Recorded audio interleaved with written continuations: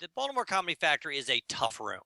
Okay? Yes. If you don't do crowd work, you literally cannot work the Baltimore Comedy Factory. Specifically because of the Saturday Late Show. The Saturday Late Show is a show where they paper the room. The comedy is not important. What's important is the crowd. They want to sell drinks. They now sell food. There's a 2-drink minimum. They get you in there for free. They get 150 heads. Every single face in there was straight from the streets of Baltimore. The white people in there were some of the scariest white people I'd ever seen in my entire life. They kept their hoods up the whole time, sunglasses on, just frightening. Let me say this. The set that I had at 9 o'clock on Saturday was the best set I've had since I went back. It made me wish that I had something to sell because I didn't, and everybody was walking up to me, great set. Well, you have a CD. Robbie, got any more of those? I'll just sell them, even though they suck. They won't know that until they get home. Exactly. Either way. So then 7 o'clock, I'd say that was like a B, B+, A+, 9 o'clock. So I'm riding high off of those. I look out and I see the crowd. They had not sat the front row all the way around the stage. So there's 2 tables on the side of each side, so 4 total, and there's 3 tables in the front, not a single person at all of those tables. So I can't do any crowd work because you have to kind of go back into the second row in order to do it. I still attempted to do it, couldn't do it, got up there. They hated me so much. I can't tell you how much they hated me. Let me fast forward to the day before. I had 2 really good sets. So I'm literally off 4 good sets in a row. But I cut my time short. I only did 18 minutes because I went into the crowd. I jumped like halfway into my act, and then I went to the end. And then I'm like, I've been up here long enough. I never got the light. I left. And they go, what did you do? You only did 18 minutes. So I had to make sure that I never went short on my time again, right? Right. So I did 25, 25, 20, 18, 25, 25, 25. Now here I am. And all I want to do is wish that I hadn't cut that first set short so I could cut this set short because I knew what was going to happen, right? So I get up there, I start doing some crowd work. They hate me so much. I stop doing crowd work and I'm like, you know what? I'm going to Tom Myers it. And let me just, so you guys who don't know who Tom Myers is, he's a trooper. He literally bombs. I mean, I don't want to exaggerate, Rob. You think 90% of the time? Yes. And he doesn't care. He just keeps going as if people are cracking up. If they're not responding, it doesn't matter. Start to finish, he never changes. Well, it's debatable if it's that he doesn't care or that he doesn't realize.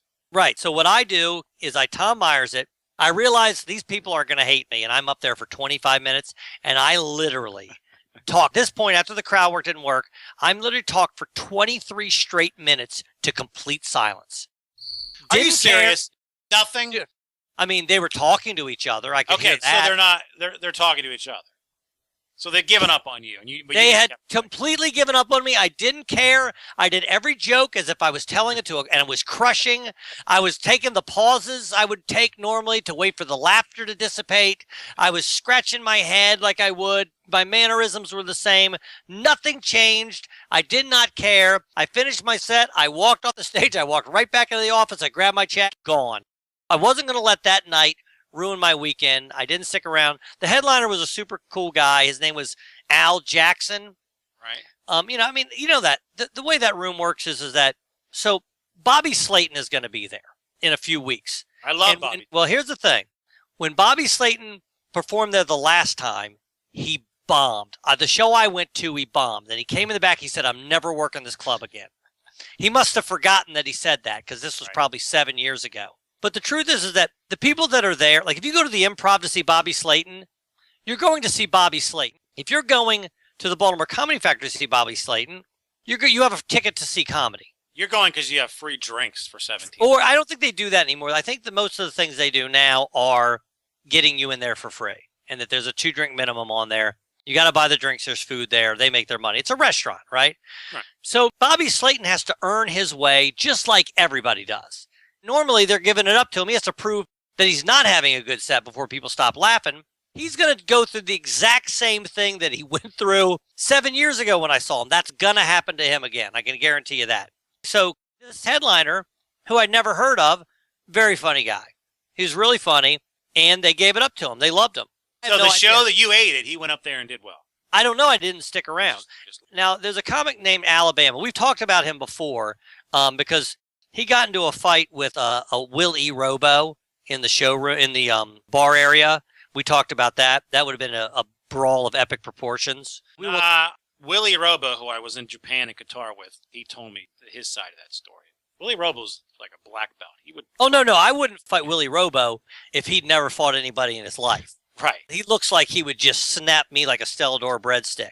Yes. But what Alabama told me was that they had that brawl. It was over somebody doing a guest set. Yes. He didn't want somebody to do a guest set.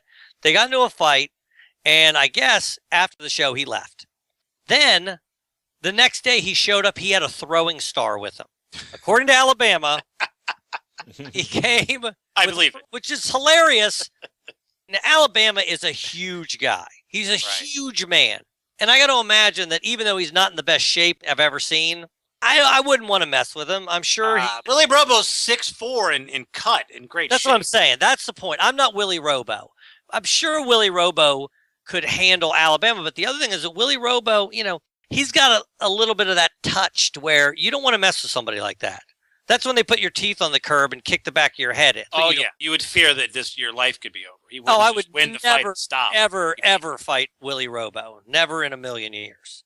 But yeah, he showed up the next day with throwing stars. Apparently, that was enough to prevent any confrontation the following day. I have a beef with a guy, and he shows the next day with throwing stars. I now like him because I think that's just hilarious. Well, it's hilarious, but you don't like him. Well, I don't like that. I think he's going to kill me now. But now I think, wow, that was kind of cool. Well, you like the story. I mean, that he owns throwing stars. I just think that's cool. That's like what Robbie Robinson does. And Robbie Robinson loves the story, and he doesn't understand that then there's a reality. Yeah. So, yes, right now it's hilarious talking about him showing up the next day with, like, ninja equipment. I understand that.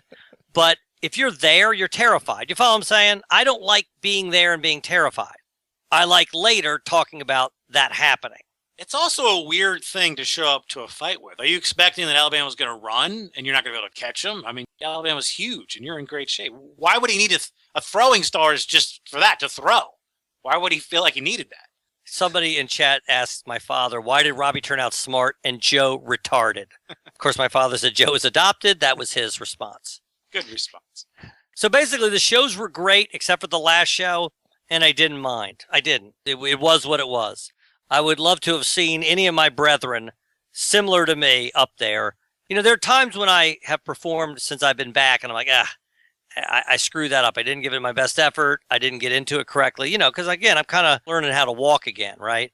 But I had great sets, except for the last one, and I couldn't have done well, and I don't think a lot of people could have, so I wasn't worried about it.